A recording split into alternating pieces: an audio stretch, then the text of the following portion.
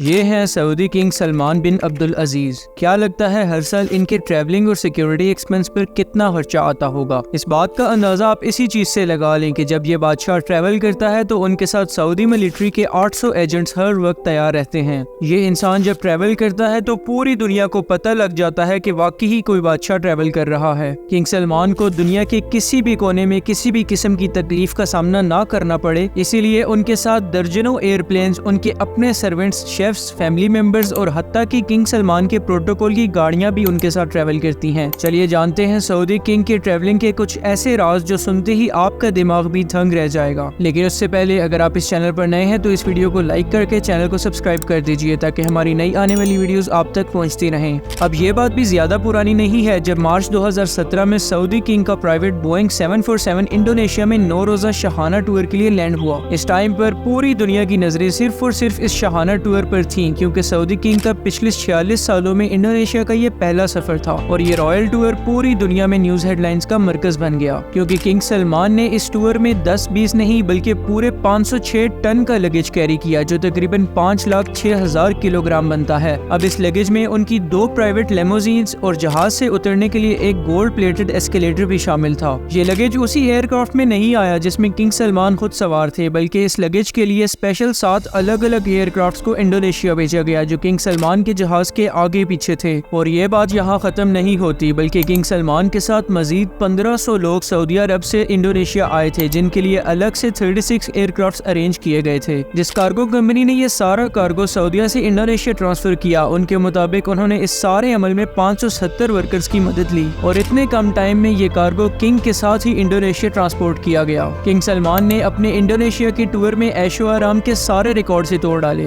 ان کے پاس 2 بوئنگ 747 کے علاوہ ایک بوئنگ 757-200، بوئنگ 777-300، بوئنگ 7878 اور ایئر بس A340-200 بھی موجود ہے، جو صرف اکیلے کنگ سلمان کے سفر کے لیے بنائی گئی ہے۔ اسی کے ساتھ ساتھ ان کے بیٹے MBS یعنی پرنس محمد بن سلمان اور دوسرے فیملی ممبرز کے پاس اپنے اپنے پلینز بھی ہیں۔ اب بوئنگ 747 ایک ایسا کمرشل پلین ہے جس میں ایک ہی وقت میں 600 سے زیادہ لوگ سفر کر سکتے ہیں، لیکن کنگ سلمان کے اکیلے کے لیے یہ پورا بوئنگ 747 بنایا گیا ہے، جو کسی محل سے کم نہیں۔ اس پلین کی خاص بات یہ ہے کہ اس میں سیٹس نہیں بلکہ luxury bed rooms, conference rooms, toilet, dining area, sitting area اور کچن بھی فٹ کیا گیا ہے۔ کل ملا کر بات صرف اتنی سی ہے کہ کنگ سلمان کو سفر کے دوران یہ بالکل بھی فیل نہیں ہوتا کہ وہ ہوائی جہاز میں ہیں یا پھر اپنے محل میں، کیونکہ ان کے تمام پلینز کسی بھی محل سے کم نہیں ہیں۔ رشین پریزیڈنٹ ولادیمیر پوٹن دنیا کے سب سے محفوظ ترین انسان سمجھے جاتے ہیں، لیکن ان سے ملنے کنگ سلمان جب رشیا گئے تو ان کی سیکیورٹی بھی بہت پھیکی نظر آنے لگی۔ اس 4 روزہ شاہانہ ٹور کے وقت کنگ سلمان 1000 کلو کا کھانا بھی ساتھ لے کر گئے تھے۔ نہ صرف اتنا بلکہ ان کے ساتھ ساتھ کارپیٹس اور فرنیچرز بھی سعودیہ سے رشیا ٹرانسپورٹ کروائے گئے تھے۔ اور جب کنگ سلمان کی رائل ٹیم ماسکو میں پہنچی تو شہر کے 2 سب سے بڑے ہوٹلز کو خالی کروا لیا گیا۔ جن لوگوں کی پہلے سے بکنگز تھی ان کو بھی کینسل کروا کر کنگ اور ان کی کریو کو وہاں ٹھہرایا گیا۔ صرف 4 راتوں کے اس ٹرپ پر کنگ سلمان کے $3 ملین یعنی کہ 90 کروڑ روپے خرچ ہو گئے، جو انہوں نے آنکھیں بند کر کے دے دیے۔ اسی طرح 2014 میں جب king Salman American president Barack Obama سے ملنے کے لیے گئے تو اس ٹرپ پر بھی اپنے شاہانہ لائف سٹائل کو انہوں نے اچھے سے برقرار رکھا۔